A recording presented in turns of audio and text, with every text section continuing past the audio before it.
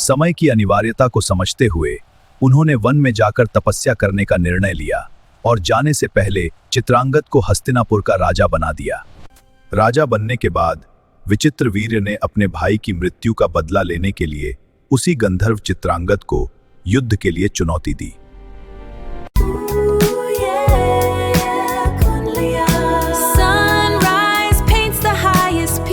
A whispered promise that we keep.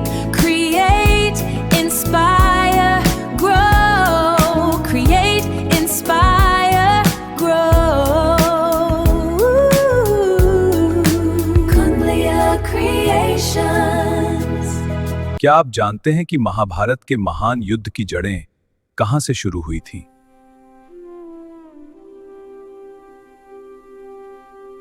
एक ऐसी कहानी जिसमें प्रेम, प्रतिशोध, महत्वाकांक्षा और भाग्य ने मिलकर इतिहास की सबसे भयानक लड़ाई की नींव रखी।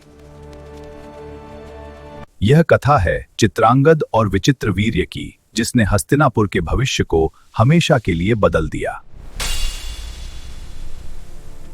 चित्रांगद और विचित्रवीर्य ने राजा शांतनु और सत्यवती को अत्यंत आनंद दिया। उन्हें लगा कि वे अत्यंत भाग्यशाली हैं कि उन्हें ऐसे पुत्र प्राप्त हुए। चित्रांगद एक सुंदर, बलवान और तेजस्वी युवक बनकर बड़ा हुआ। वह लंबा, चौड़े कंधों वाला और अत्यंत बुद्धिमान था। धनुर्विद्या में भी वह निपुण था। विचित्रवीर्य भी अपने भाई के समान ही वीर और शक्तिशाली योद्धा बना। जब दोनों बड़े हो रहे थे, तब शांतनु वृद्ध और दुर्बल हो गए। समय की अनिवार्यता को समझते हुए उन्होंने वन में जाकर तपस्या करने का निर्णय लिया और जाने से पहले चित्रांगद को हस्तिनापुर का राजा बना दिया। राजा बनने के बाद चित्रांगद ने अपने पिता और भाई देवव्रत की तरह अन्य राजाओं को जीतने के लिए अभियान शुरू किया। उसने अनेक राज्यों को जीतकर हस्तिनापुर की सीमा बढ़ा दी और एक अजेय योद्धा के रूप में प्रसिद्ध हो गया। उसी समय एक गंधर्व राजा भी था, जिसका नाम भी चित्रांगद था। उसने हस्तिनापुर के चित्रांगद को युद्ध के लिए ललकारा। दोनों का युद्ध कुरुक्षेत्र में हुआ और भीषण संघर्ष के बाद शांतनु पुत्र चित्रांगद वीर गति को प्राप्त हुआ। उसकी मृत्यु से हस्तिनापुर शोक में डूब गया। उसके बाद विचित्रवीर्य को राजा बनाया गया। राजा बनने के बाद विचित्रवीर्य ने अपने भाई की मृत्यु का बदला लेने के लिए उसी गंधर्व चित्रांगद को युद्ध के लिए चुनौती दी। इस बार युद्ध में विचित्रवीर्य विजयी हुआ और उसने अपने भाई की मृत्यु का बदला ले लिया। कुछ समय बाद विचित्रवीर्य का विवाह काशी की राजकुमारियों अंबिका और अंबालिका से हुआ। उनसे उसे दो पुत्र हुए, धृतराष्ट्र और पांडु। एक दासी से उसे विदुर नामक पुत्र भी प्राप्त हुआ।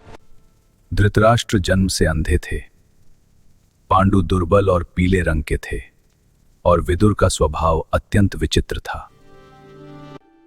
इन्हीं असामान्य संतानों के कारण लोगों ने उसे विचित्रवीर्य नाम दिया और समय के साथ उसका असली नाम भुला दिया गया। विचित्रवीर्य अपने पुत्रों के बड़े होने से पहले ही चल बसे। तब भीष्म को पुनः हस्तिनापुर की जिम्मेदारी संभालनी पड़ी। उन्होंने तीनों बच्चों का पालन पोषण अपने पुत्रों की तरह किया। जब वे बड़े हुए तो उन्हें गुरु कृपाचार्य के पास शिक्षा के लिए भेजा गया। कृपाचार्य ने उन्हें युद्ध, धर्म और शास्त्रों की शिक्षा दी। धृतराष्ट्र अंधे होने के बावजूद अत्यंत बुद्धिमान और बलशाली थे। वे कुश्ती में निपुण थे और केवल ध्वनि और स्पर्श से अपने प्रतिद्वंद्वी को परास्त कर देते थे। पांडु एक आदर्श योद्धा थे। हालांकि बड़े भाई होने के कारण धृतराष्ट्र ही राजा बनने अधिकारी थे, जिससे पांडु के मन में असंतोष उत्पन्न हुआ। विदुर का स्वभाव सबसे अलग था। वह तर्कशील लेकिन अत्यंत विवाद प्रिय था। उसने अपनी एक अलग नीति बनाई जिसे विदुर नीति कहा गया। महर्षि वेदव्यास ने अंत में कहा, मुझे नहीं पता कि विदुर यमराज का अवतार थे या नहीं, लेकिन वे कुरुक्षेत्र के महान युद्ध के प्रमुख कारणों में से एक बने। यदि उस समय कुछ निर्णय अलग होते तो शायद इतिहास बदल सकता था। क्या सच में कुछ फैसले इतिहास बदल सकते थे? क्या विदुर, धृतराष्ट्र और पांडु के बीच की यह जटिल कहानी ही महाभारत के युद्ध की असली शुरुआत थी?